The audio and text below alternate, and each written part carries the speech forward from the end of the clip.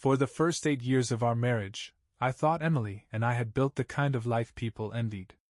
We had a comfortable home in the suburbs, rewarding jobs, and a bright, energetic 6-year-old son named Jake who was the center of our world. Emily worked as a marketing manager at a fast-growing tech company, and I was a logistics coordinator for a national supply chain firm. We had a routine that, while not exciting, felt stable and secure. Monday through Friday, we split school drop-offs, work meetings, and dinner prep. On weekends, we visited parks, attended Jake's soccer games, or had movie nights with bowls of popcorn. The cracks in our relationship weren't obvious at first. Emily was often busy with her job, late-night meetings, last-minute projects, and client dinners were common. But I chalked it up to her ambition. She was always career-driven, and I respected that about her. So, when she brought up her company's annual corporate party, I didn't think much of it. "It's at the Overlook Hotel this year," she said over dinner one night, her tone excited. "They rented out the entire banquet hall. It's going to be pretty upscale." Jake, who was happily munching on chicken nuggets, didn't look up, but I nodded. "Sounds fancy. Are spouses invited this time?" She shook her head. "No, just employees. It's supposed to be more of a networking event." I shrugged. "Makes sense. You deserve a night out." Emily smiled, and for a moment, it felt like things were as they always had been. The night of the party, Emily spent nearly an hour getting ready. She emerged from the bathroom in a sleek black dress I didn't recognize, her hair styled into soft waves. "How do I look?" she asked, spinning in front of me with a playful smile. "You look amazing," I said honestly, watching her slip on a pair of heels. She laughed, leaning in to kiss my cheek. "Thanks, Sam. Don't wait up for me, okay? It might go late." I nodded, trying to ignore the faint unease in my chest. "Have fun. Jake and I will be fine." She grabbed her clutch and headed out, leaving the faint scent of her perfume lingering in the air. Jake and I spent the evening watching his favorite superhero movie. He fell asleep halfway through, clutching his stuffed dinosaur. I carried him to bed and settled onto the couch, expecting Emily to text me updates like she usually did during events like this. But as the hours ticked by, my phone stayed silent. Midnight came and went. By 2 a.m., I was pacing the living room, my worry mounting. I called her phone several times, but it went straight to voicemail. When I heard the jingle of her keys at the door around 4 a.m., I felt equal parts relief and frustration. She stumbled inside, her hair disheveled and her makeup slightly smudged. "Late night?" I asked, my voice sharper than I intended. "Yeah," she mumbled, kicking off her heels. "Networking went long. A lot of mingling." She disappeared into the bathroom before I could say more, and by the time she climbed into bed, I was too tired to confront her. The next morning, I woke up to the smell of coffee brewing. Emily was in the kitchen, still in her robe, scrolling through her phone while Jake sat at the table eating cereal. "Morning," she said, glancing up at me with a faint smile. "Morning," I replied, my tone neutral. I poured myself a cup of coffee and sat across from her. I wanted to ask about the party, why she came home so late, why she didn't call, but with Jake at the table, I didn't want to start an argument. "How was the event?" I asked casually. "Busy," she said quickly. "Lots of people. I'm still exhausted." Her answer felt rehearsed, but I didn't press further. Jake started talking about a science project he was excited to work on, and the conversation shifted to him. Over the next few days, I couldn't shake the feeling that something was off. Emily was distracted, constantly checking her phone and texting. When I asked her about it, she dismissed it as work stuff. "I'm just handling a few client issues," she said one evening when I noticed her texting during dinner. "Can it wait until after we eat?" I asked, trying to keep my tone light. She put her phone down with a sigh. "Sorry. I'll focus." But her attention wasn't on the conversation, and the unease in my chest grew. A week after the party, Emily's behavior took another turn. She started taking her phone with her everywhere, even into the bathroom, which she never used to do. I caught her smiling at her screen a few times, but when I asked what was so funny, she'd shrug and say, "Just a meme a coworker sent me." I tried to brush it off.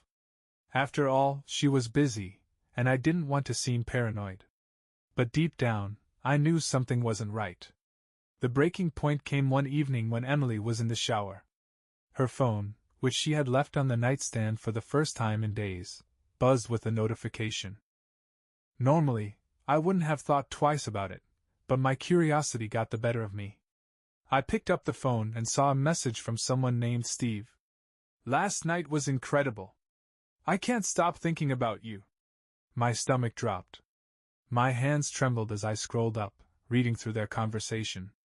It wasn't just a one-night fling. The texts revealed months of flirtation, secret meetings, and plans to meet again. Steve was a coworker, and the messages painted a picture of something much deeper than a drunken mistake. I put the phone down and sat on the edge of the bed, my mind racing. When Emily stepped out of the bathroom, her hair wrapped in a towel, she froze at the sight of me holding her phone. "What are you doing with my phone?" she asked, her voice sharp and defensive. "Who's Steve?" I asked, my voice cold. Her face went pale. "Sam, it's not what you think." "Don't," I interrupted, standing up. "I read the messages, Emily. Don't insult me by lying." She stared at me, tears welling up in her eyes. I don't know what to say. How about the truth?" I snapped. "You've been sneaking around with a coworker for months? You lied to me, to Jake? How long were you planning on keeping this up?" She started crying, but her tears didn't move me. "It was a mistake," she said weakly. "I didn't mean for it to happen." "A mistake?" I said, my voice rising.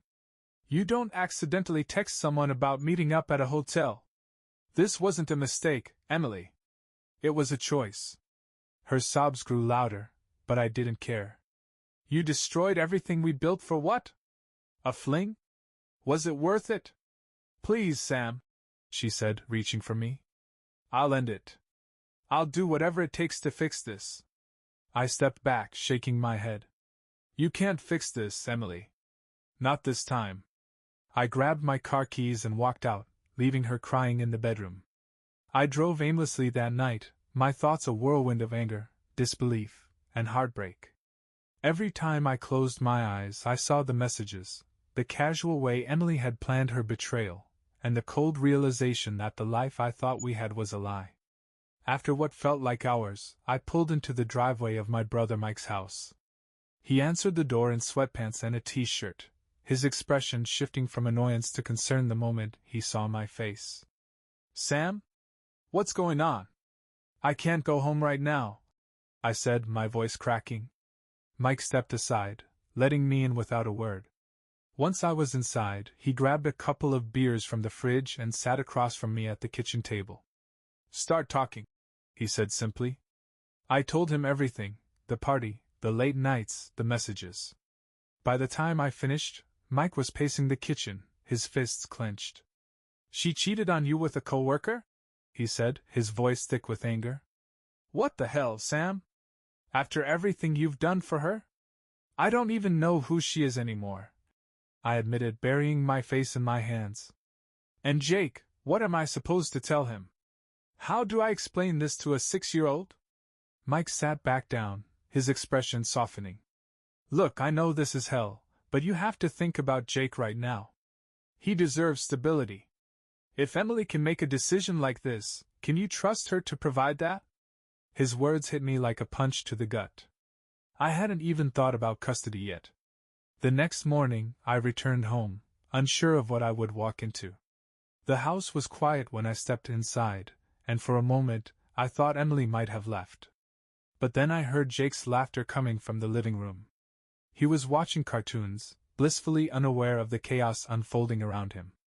Emily was sitting on the couch with him, her eyes red and swollen. She looked up when she saw me, her expression a mixture of guilt and relief. "Sam," she started, but I cut her off. "Not here," I said, nodding toward the kitchen. Jake glanced at us curiously. "Finish your show, buddy," I said, forcing a smile. In the kitchen, Emily leaned against the counter, wringing her hands. "I'm sorry," she said quietly. "I don't even know how it got this far. It wasn't supposed to happen." "You planned it, Emily," I said, my voice cold. "You don't accidentally have an affair." "I was stupid," she said, tears spilling down her cheeks. "I felt lost, I guess. Like I wasn't good enough. Steve made me feel wanted again, but it didn't mean anything. I swear it didn't." I laughed bitterly. "It didn't mean anything? You destroyed our marriage, put Jake's future in jeopardy, and for what? A meaningless fling? Please," she said, stepping closer. "We can fix this.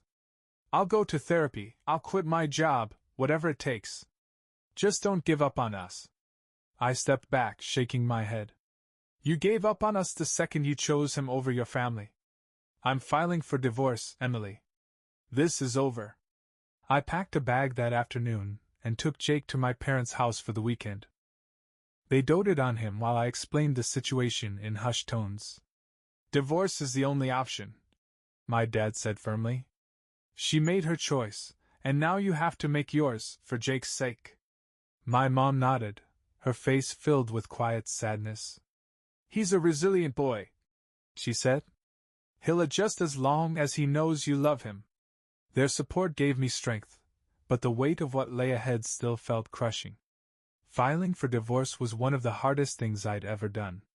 Walking into my lawyer's office made everything feel painfully real, like the last threads of my life with Emily were being unraveled.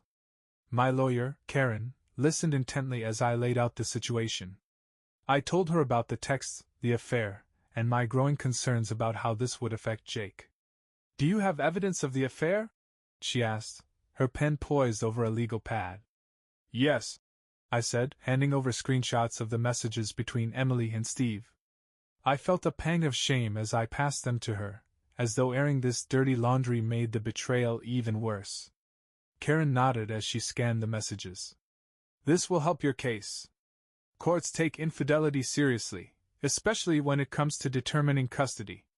The word custody hit me like a brick. "What are my chances of getting full custody of Jake?" I asked. "It depends on a few factors," Karen said. "The court's primary concern is the child's well-being. If we can prove that you provide a more stable environment, we'll have a strong case. That said, Emily's role as a mother will still be taken into account. Has she shown any negligence or unreliability with Jake?" I hesitated. "No.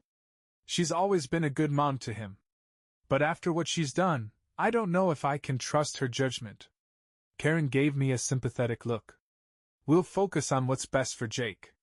That's what matters." Serving Emily the divorce papers was gut-wrenching. I wanted to hate her for what she'd done, but seeing her face crumple as she read the documents stirred something more complicated. Pity, perhaps, or sadness for what we'd lost. "You're really going through with this?" she asked, her voice trembling. "Yes," I said firmly. "This isn't just about us anymore, Emily. It's about Jake, and he deserves better than this." Emily wiped at her eyes, her shoulders slumping. "I know I don't have the right to ask, but please don't take Jake away from me. He's my whole world." I didn't respond. Part of me wanted to believe her, but another part remembered the late nights, the secrecy, and the messages to Steve. The custody battle began in earnest a few weeks later. Emily had hired her own lawyer, and her legal team wasted no time pushing back against my request for full custody. "She's claiming that her affair has no bearing on her ability to parent," Karen told me during one of our strategy meetings. "She's positioning herself as a loving and devoted mother who made a mistake in her personal life.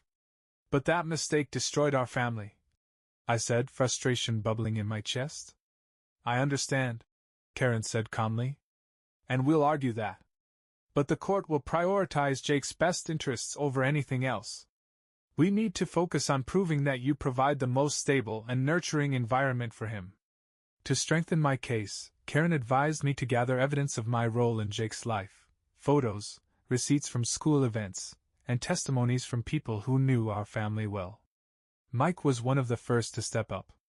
"You've been the steady one, Sam," he said when I asked him to write a statement. "You're the one who's always there for Jake, no matter what." Even Jake's teacher, Mrs. Ramirez, agreed to vouch for me. "Jake talks about you all the time," she said. "You're his rock. I'll do whatever I can to help." Hearing their support gave me hope, but the looming court date still filled me with dread. The first custody hearing was tense. Emily sat across the courtroom, looking pale but composed. Her lawyer argued that she had always been an attentive mother, and that her personal mistakes didn't affect her ability to care for Jake. When it was my turn, Karen presented the evidence we'd gathered, the texts between Emily and Steve, the timeline of their affair, and a psychologist's report showing that Jake felt safest and most secure in my care. The judge listened carefully, his expression neutral. "The well-being of the child is our top priority," he said. "I'll need more time to review the evidence before making a final decision." The uncertainty was agonizing, but I held on to the hope that the truth would prevail. The weeks between the initial custody hearing and the next court date were some of the longest of my life. The uncertainty gnawed at me, keeping me awake at night as I replayed every argument, every piece of evidence, wondering if it would be enough. Meanwhile, Emily doubled down on her efforts to paint herself as the perfect mother. She started showing up at Jake's soccer games, chaperoning his school trips, and volunteering for classroom activities. On the surface, it all seemed like genuine involvement, but I couldn't shake the feeling that it was part of her legal strategy. "Don't let it get to you," Mike said when I vented to him one night. "You've been consistent from the start. A few extra appearances aren't going to erase what she did." "I know," I said, running a hand through my hair. "But I can't help feeling like the court might see it differently." The next hearing brought another round of emotional turmoil. Emily's lawyer presented glowing character references from her colleagues and friends, emphasizing her commitment to Jake despite her personal mistakes. "She made an error in judgment," her lawyer argued, "but that does not diminish her role as a loving and devoted mother. Joint custody is in the child's best interest, allowing him to maintain a meaningful relationship with both parents." When it was our turn, Karen presented our case, focusing on Jake's need for stability. "We're not here to question the mother's love for her child," Karen said, her tone measured but firm. "But love alone is not enough. The father has demonstrated consistent involvement in Jake's daily life, providing a stable and nurturing environment. The evidence of the mother's infidelity and its impact on the family dynamic raises concerns about her judgment and reliability." The court-appointed child psychologist's report became a critical piece of evidence. The psychologist had interviewed Jake as part of the evaluation process, asking him questions about his routine, his feelings about his parents, and where he felt most comfortable. "Jake has a strong bond with both parents," the report stated, "but he expresses greater feelings of security and stability in his father's care. He associates his father's home with consistency and routine, which are essential for his well-being." Hearing that validation gave me a small sense of relief, but the battle was far from over. Outside the courtroom, Emily approached me for the first time since the process began. "Sam," she said, her voice shaking, "please don't take Jake away from me. I know I messed up, but I've been trying to do better. He needs both of us." I looked at her, my emotions swirling. "I'm not trying to take him away from you," I said evenly. "But he needs stability, Emily. That's what this is about." Her tears spilled over as she nodded. "I just want a chance to prove I can be a good mom again." I didn't respond. The words felt hollow, overshadowed by months of deceit. The next hearing focused on logistics, school schedules, holidays, and visitation rights. Emily's lawyer pushed hard for joint custody, arguing that splitting time equally would allow Jake to benefit from both parents. Karen countered with evidence of my involvement in Jake's daily routine, helping with homework, attending school events, and coaching his soccer team. "Jake thrives under his father's care," Karen said. "A disruption to this routine would negatively impact his emotional and academic development." The judge took notes silently, his expression unreadable. The emotional toll of the battle began to show in Jake, despite my best efforts to shield him. One evening, as I tucked him into bed, he looked up at me with wide, worried eyes. "Daddy, are you and Mommy fighting because of me?" My chest tightened. "No, buddy," I said, sitting on the edge of his bed. "This isn't your fault. Mommy and I just have some grown-up things we need to figure out, but we both love you more than anything." "Okay," he said softly, clutching his stuffed dinosaur. "I love you and Mommy too." "I know, Jake," I said, kissing his forehead. "And that's never going to change." The final custody hearing was the most emotionally draining day of my life. Emily and I sat on opposite sides of the courtroom, our lawyers flanked beside us. The tension was palpable, the weight of the decision hanging over everything. Jake's future would be decided today, and no matter how prepared I felt, the uncertainty gnawed at me. The judge began by summarizing the evidence presented over the course of the case. He reviewed the psychological evaluation, the text between Emily and Steve, and the testimonies from both sides. "This has been a difficult case," the judge said, his voice calm but firm. "Both parents clearly love their child and have demonstrated their commitment to his well-being. However, the court must prioritize the child's need for stability and consistency above all else." I held my breath as he continued. "Custody of the minor child, Jake, will be awarded to the father, with the mother granted visitation rights. This arrangement will remain in place until further review." The words hit me like a wave: relief, disbelief, and a lingering ache for what had brought us here. Emily broke down in tears as the decision was read, her lawyer whispering to her in hushed tones. I wanted to feel triumphant, but instead, I felt a hollow ache in my chest.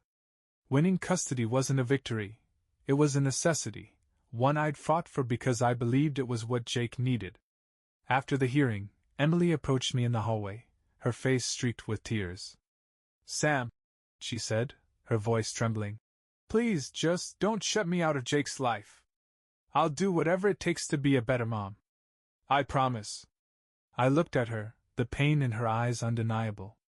For all her flaws, I knew she loved Jake deeply. "It's not about shutting you out," I said evenly. "It's about what's best for him.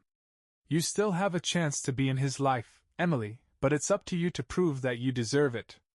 She nodded, wiping her eyes. "I will," she whispered. The first few weeks after the ruling were an adjustment for everyone. Jake stayed with me full-time, and Emily's visits were supervised at first, as per the court's order. The initial visits were awkward and strained, but Jake seemed happy to see her. "Mommy took me to the park today," he said one evening as I helped him with his homework. "That's great, buddy," I said, smiling at his enthusiasm. I wanted him to feel secure, to know that even though things were different, he was still loved by both of us. Despite my lingering resentment toward Emily, I couldn't ignore the effort she was making. She showed up on time for every visit, brought Jake thoughtful gifts, and enrolled in therapy as part of her court-mandated requirements. "She seems committed," Mike said one evening when we grabbed a drink. "She's trying," I admitted. "But it's hard to trust her after everything." "You don't have to trust her," he said. "Just make sure she stays consistent for Jake's sake." I nodded, knowing he was right. As time went on, the tension between Emily and me began to ease. We kept our interactions civil, focusing solely on Jake. There were moments when the old anger bubbled to the surface, when I remembered the betrayal, the lies, but I pushed it aside for Jake. He was what mattered now. As the months passed, the co-parenting arrangement began to feel more manageable. Emily had transitioned from supervised visits to unsupervised ones after meeting the court's conditions, and she remained consistent in her efforts. She never missed a visit, always called Jake on time, and kept her promises to him. Jake seemed happy, adjusting well to the new routine. He'd spend the school week with me and weekends or extended holidays with Emily. He talked about her fondly, sharing stories about the adventures they had together. "Mommy and I went to the Science Museum today," he exclaimed one Sunday evening when I picked him up. "We saw a dinosaur skeleton, and I touched a meteor." "That sounds amazing, buddy," I said, smiling at his excitement. Despite my lingering unease about Emily, seeing Jake thrive made it easier to let go of some of the anger. One day, Emily called me out of the blue. "Hi, Sam," she said, her tone cautious. "I was wondering if we could talk about something." "What is it?" I asked, keeping my voice neutral. "It's Jake's birthday next month," she began.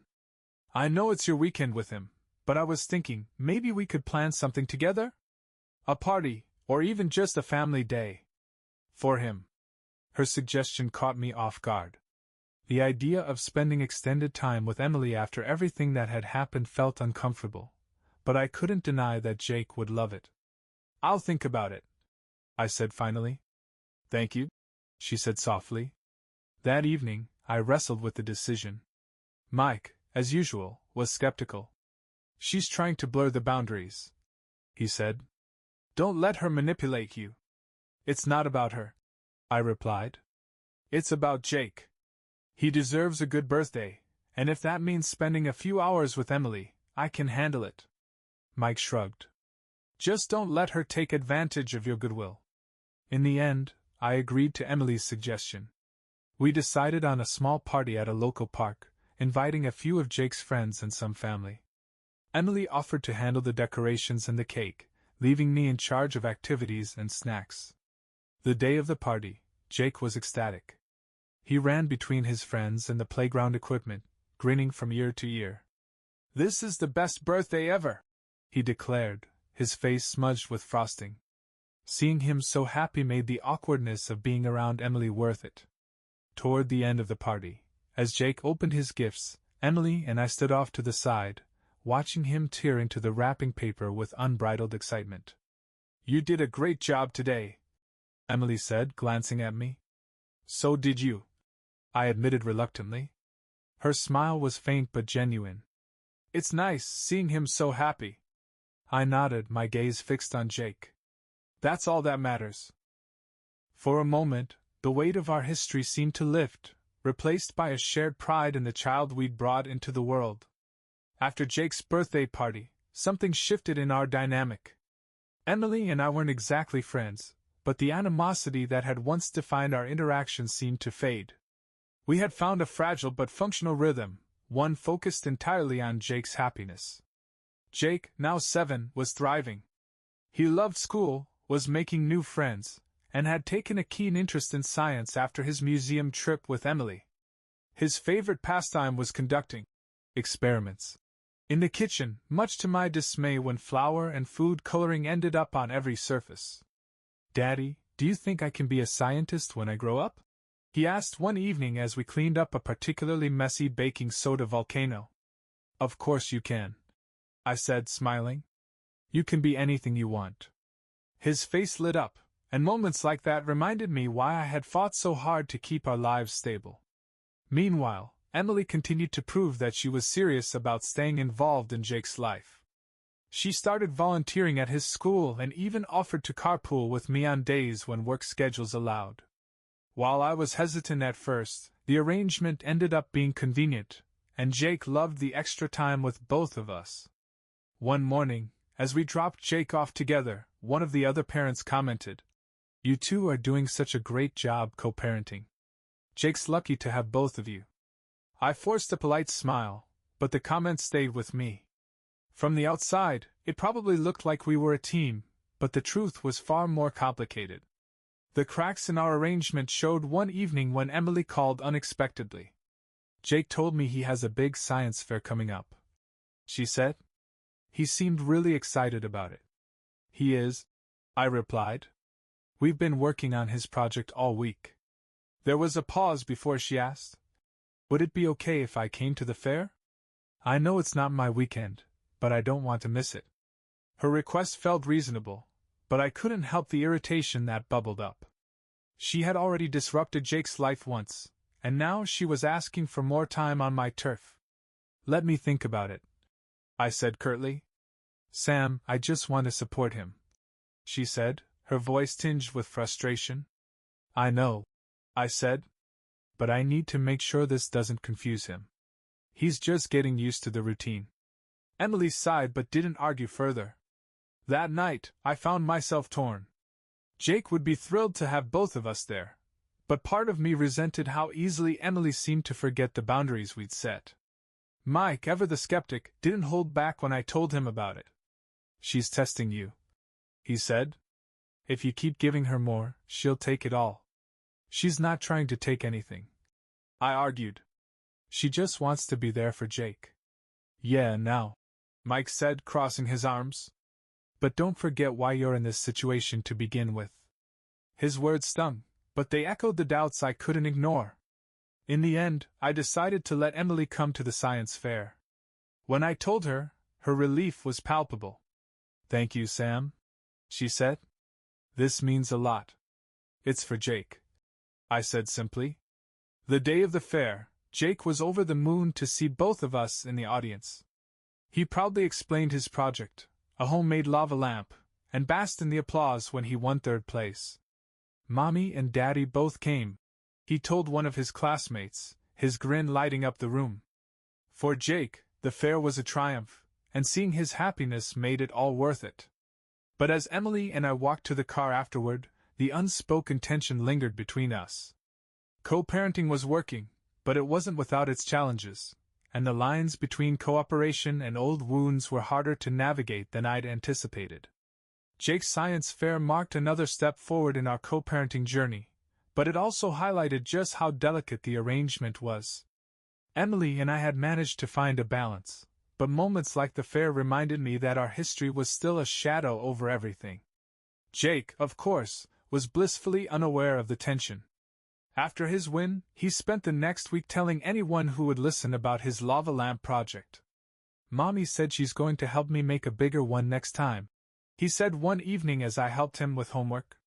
"That sounds fun, buddy," I replied, trying to mask the pang of irritation I felt. Emily's growing presence in Jake's life was a double-edged sword. On one hand, it was good for him to have her so involved. On the other, it sometimes felt like she was encroaching on territory I had worked hard to maintain after the divorce. A few weeks later, Emily called with another proposal. "Jake's been asking about visiting the aquarium again," she said. "I was thinking, maybe we could plan another family outing? He loved the last one, and it might be nice for him to have both of us there." I hesitated. While the idea of spending another day with Emily felt uncomfortable, Jake's happiness was always the deciding factor. "All right," I said finally. "But let's keep it simple." Emily's relief was evident. "Thank you, Sam. I'll handle the tickets if you can drive." "Fine," I said, ending the call before I could second-guess myself. The day of the trip, Jake was practically bouncing with excitement. "Daddy, can we see the penguins first? And then the sharks?" he asked as I buckled him into the car. "Whatever you want, buddy," I said, smiling despite my reservations. Emily met us at the aquarium entrance, her face lighting up when she saw Jake. "Hey, kiddo," she said, kneeling to hug him. Watching them interact, I couldn't deny that she was trying. She seemed genuinely invested in making these moments count for Jake, even if it meant sharing them with me. The trip itself went surprisingly well. Jake darted between exhibits, dragging both of us along to see his favorite animals. Emily and I took turns answering his endless questions about marine life, and for a brief moment, it felt like the fractured pieces of our family had come together again. As we watched Jake press his hands against the glass of the shark tank, Emily turned to me. "Thanks for agreeing to this," she said softly. "I know it's not easy, but it means a lot to him." "It's fine," I said, keeping my gaze on Jake. Emily hesitated before adding, "I'm glad we can do this for him. Even if, you know." Her words hung in the air, heavy with unspoken regret. On the drive home, Jake fell asleep in the back seat, clutching a plush penguin Emily had bought him at the gift shop. "He had a good time," Emily said as we pulled into the driveway. "Yeah," I replied, unbuckling Jake's seatbelt carefully so I wouldn't wake him. Emily lingered for a moment, watching as I carried Jake inside.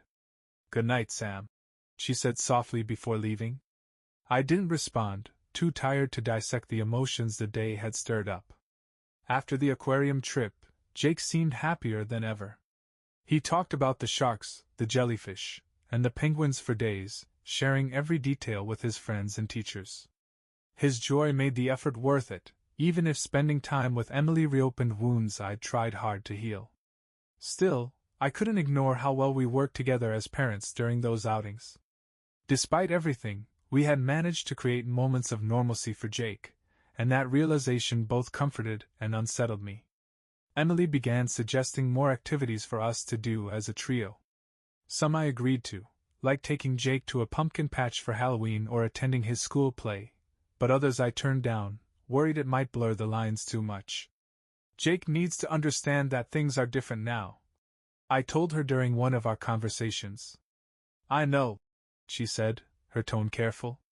But that doesn't mean we can't make things easier for him. Easier for him, or easier for you. I shot back, the tension creeping into my voice. Emily sighed. Sam, I'm not trying to confuse him or overstep. I just want to make sure he feels supported, by both of us. Her answer made me pause. While I still struggled with trust, I couldn't deny that Jake's happiness was at the heart of her efforts. One day, Jake came home from school with a flyer for an art showcase. His class had worked on a group project, and he was thrilled to invite both of us to see it. Will you come, Daddy? And Mommy too? He asked, his eyes wide with excitement. Of course, buddy, I said, ruffling his hair. Emily called that evening to confirm the plan. Jake's really excited about this, she said. I think it'll mean a lot to him if we're both there.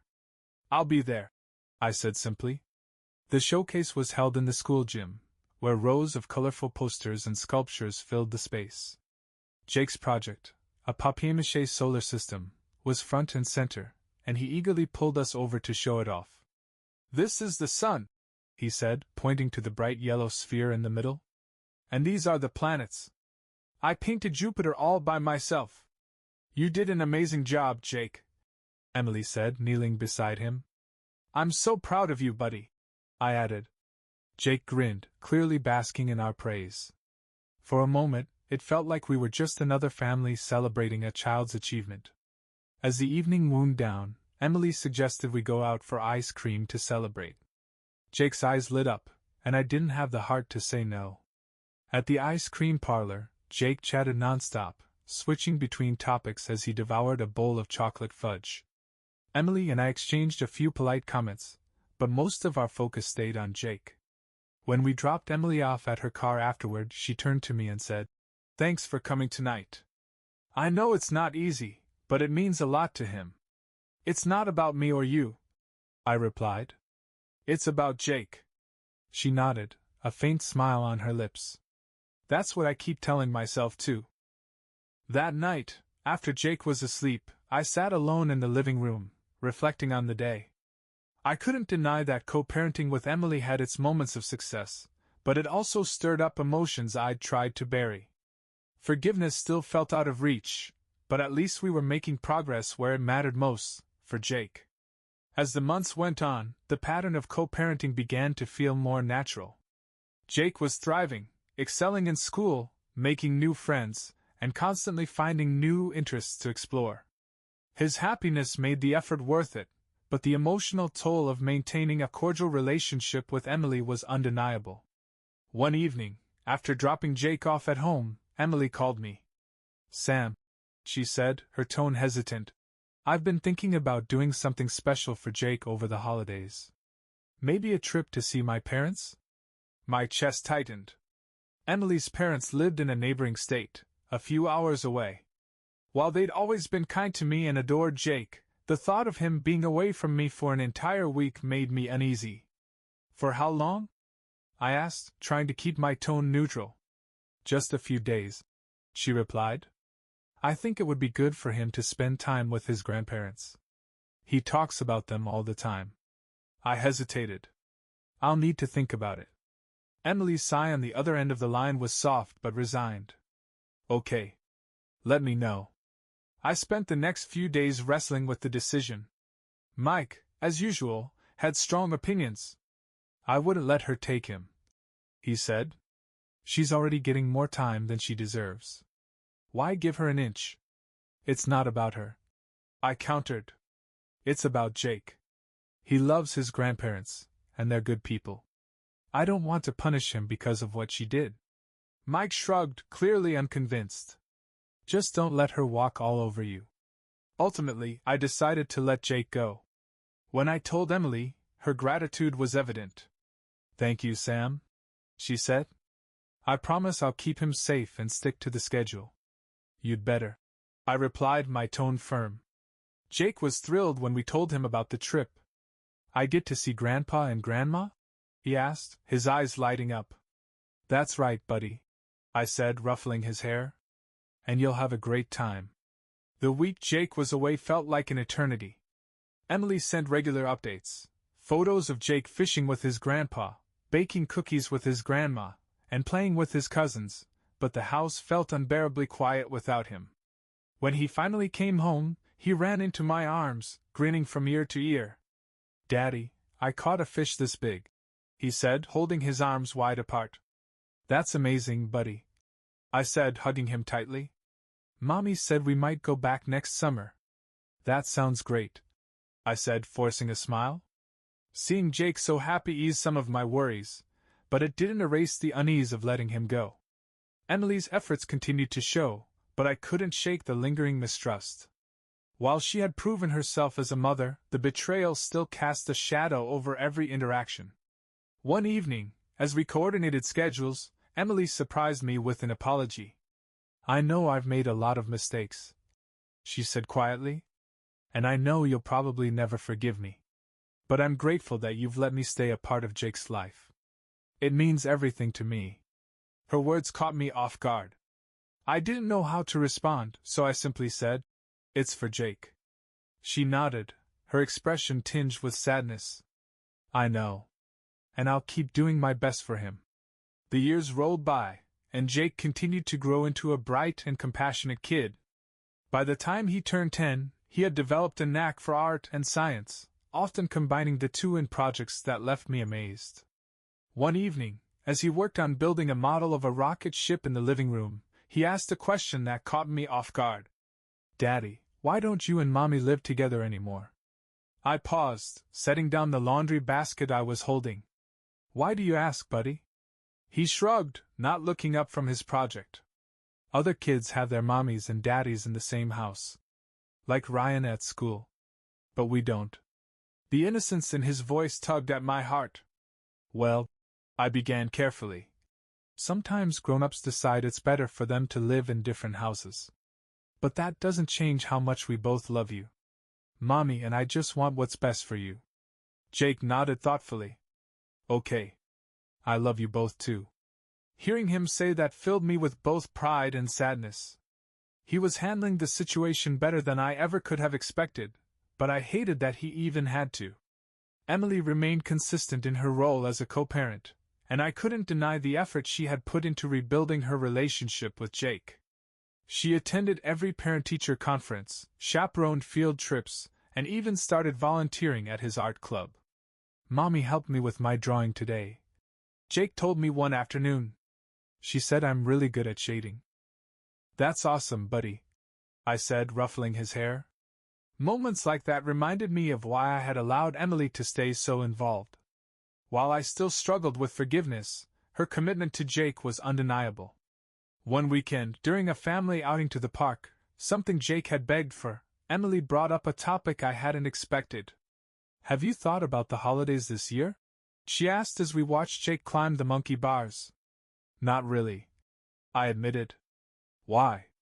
I was thinking, maybe we could spend Christmas morning together. Just for Jake. He's been asking about it. The thought of sharing such an intimate moment with Emily made my stomach turn, but I knew Jake would love it. Let me think about it, I said, keeping my tone neutral. Of course, she said, her voice soft. No pressure. That night I wrestled with the decision. Christmas was a special time for Jake, and the idea of seeing his face light up as he opened presents with both parents there was tempting.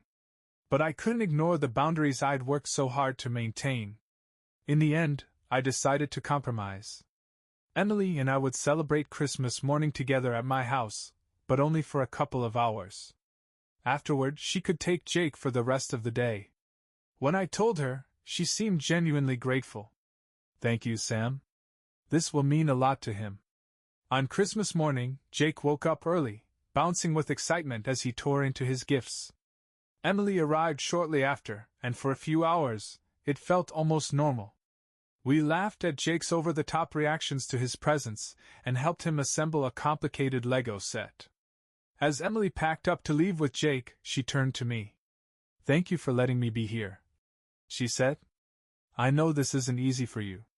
It's for him, I replied simply. Her faint smile lingered as she walked out the door with Jake, leaving me alone in the quiet house. After that Christmas morning, I noticed a subtle shift in our co-parenting relationship. It wasn't a dramatic change, but the edges of our interactions had softened. Emily seemed less hesitant around me, and I found myself less guarded, though I still kept my boundaries firm. Jake, meanwhile, thrived. He loved the extra attention during the holidays, bouncing between our two households like he was the luckiest kid in the world. Mommy and I baked cookies last night, he said one evening after returning from Emily's house. She let me put all the frosting on. I chuckled, imagining the mess that must have caused. Did they taste good? The best, he exclaimed, grabbing his backpack to show me a photo of the cookies she had taken. Jake's joy during moments like these reassured me that the compromises were worth it. As spring rolled around, Emily brought up another idea. Jake's been asking about going camping, she said during one of our handoffs. There's a great spot about an hour from here with cabins and trails. I thought maybe we could take him together? The suggestion caught me off guard. Spending an entire weekend with Emily felt like a lot, even if it was for Jake. That's a big ask, I said, my voice cautious. I know, she said quickly. But it wouldn't have to be anything fancy. We could each take a cabin and just focus on making it fun for Jake. He's been talking about it nonstop. Let me think about it, I said. That evening, Jake brought it up on his own.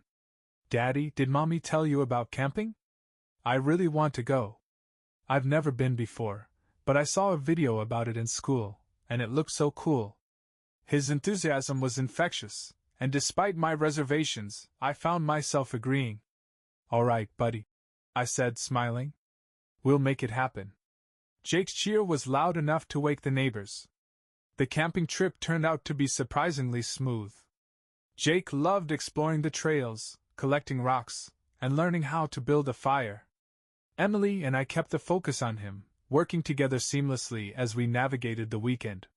One night, as we sat around the campfire roasting marshmallows, Jake leaned back with a contented sigh. This is the best trip ever, he said, his voice soft and sleepy. Emily glanced at me, her expression unreadable. We're lucky to have him, she said quietly. Yeah, I replied, staring into the flames. The trip wasn't without its challenges. There were moments when old wounds resurfaced, when I saw flashes of the woman I used to trust unconditionally. But for Jake's sake, I kept those feelings buried. When the weekend ended, Jake hugged us both tightly before falling asleep in the car on the drive home. Thanks for making this happen, Emily said as we pulled into the driveway. I know it wasn't easy for you. It's for him, I said, the now familiar phrase slipping out automatically. She smiled faintly before heading to her car, leaving me with a mix of relief and exhaustion. The camping trip marked a turning point. For the first time since the divorce, I felt a sense of balance in our co-parenting arrangement. It wasn't perfect, and it never would be, but it worked. Jake was happy, and that was all I could ask for. Emily, to her credit, continued to show up for Jake in every way that mattered. She attended all of his soccer games, volunteered at his school, and even began coaching his art club. Jake adored the attention and often came home bubbling with stories about their adventures. Mommy and I made a birdhouse today, he said one evening, proudly showing me the slightly lopsided but colorful creation. She let me use the hammer. I grinned, inspecting the birdhouse. Nice work, buddy. The birds are going to love this. Jake beamed, and moments like that reminded me why I had chosen to keep things civil with Emily. One afternoon, Emily called me with surprising news. Jake's school is holding a parent-child art showcase next month, she said. He wants us both to participate with him. The idea gave me pause. Working on a project together as a family felt complicated. But Jake's enthusiasm was always my deciding factor. What kind of project are we talking about? I asked cautiously. He wants to build a sculpture, Emily replied. Something big. He's already drawing up plans. I chuckled despite myself. Of course he is. All right, let's do it. The weeks leading up to the showcase were chaotic but rewarding. Jake threw himself into the project with his usual energy, assigning tasks to both me and Emily as if he were the project manager. Daddy, you can help me build the base, he said, handing me a list of materials. And Mommy, you're in charge of painting. Yes, sir, Emily said with a mock salute, making Jake laugh. The process wasn't without its hiccups. Emily and I occasionally butted heads over minor details, but the joy on Jake's face made every compromise worth it. The day of the showcase, Jake's sculpture, a towering creation of wood, clay, and painted cardboard, stood proudly in the middle of the gymnasium. It's a castle, Jake explained to anyone who would listen. Mommy and Daddy helped me build it. Hearing him say that filled me with a strange mix of pride and melancholy. For Jake, this was a triumph, but for me, it was a reminder of what we used to have, and what we'd lost. Later that evening, after the showcase, Jake fell asleep on the couch, exhausted from the day's excitement. Emily lingered for a moment before leaving, her eyes scanning the quiet living room. This feels nice, she said hesitantly. Working together like this. It's for Jake, I replied automatically, though the words felt different this time. Emily nodded. I know. But I just wanted to say, thank you. For letting me be part of this. Her sincerity caught me off guard, but I simply nodded. Good night, Emily. Good night, Sam, she said softly, leaving the house. As I stood in the quiet, watching Jake sleep, I realized that forgiveness might not be as far out of reach as I'd thought. Jake's middle school graduation marked the culmination of all the years we had spent navigating the complexities of co-parenting. Emily and I sat side by side in the packed auditorium, watching proudly as he crossed the stage to receive his diploma. He looked so grown up, his shy smile lighting up his face as the crowd applauded. I couldn't help but feel a surge of pride. Despite everything, the divorce, the custody battle, the lingering tension, Jake had thrived. After the ceremony, Jake ran up to us, his diploma in one hand and his other hand outstretched for a hug. I did it! He exclaimed, beaming. You sure did, buddy, I said, pulling him into a tight embrace. Emily knelt beside us, her eyes glistening with tears. We're so proud of you, she said, her voice thick with emotion. Jake grinned, looking between us. I'm glad you're both here. Later that evening, we attended a small gathering at Jake's school, where students and parents mingled over snacks and drinks. Emily and I kept to opposite sides of the room at first, but eventually, Jake pulled us together to take a photo with him. As the photographer snapped the picture, Jake stood proudly between us, his arms draped over our shoulders. His happiness was infectious, and for a brief moment, everything felt right. After the photo, Emily and I lingered near the refreshment table, watching Jake laugh with his friends. He's really turned out amazing, Emily said quietly. Yeah, I agreed.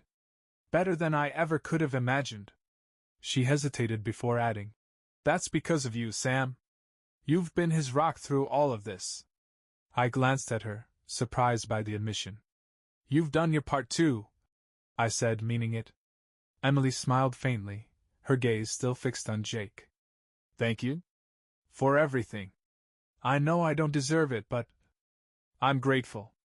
Driving home that night, Jake was bubbling with excitement about his plans for high school. As he chatted away in the back seat, I couldn't help but reflect on the journey that had brought us here. The betrayal, the anger, the custody battle, it had all felt insurmountable at the time. But through it all, Jake had been our anchor, the reason we kept going.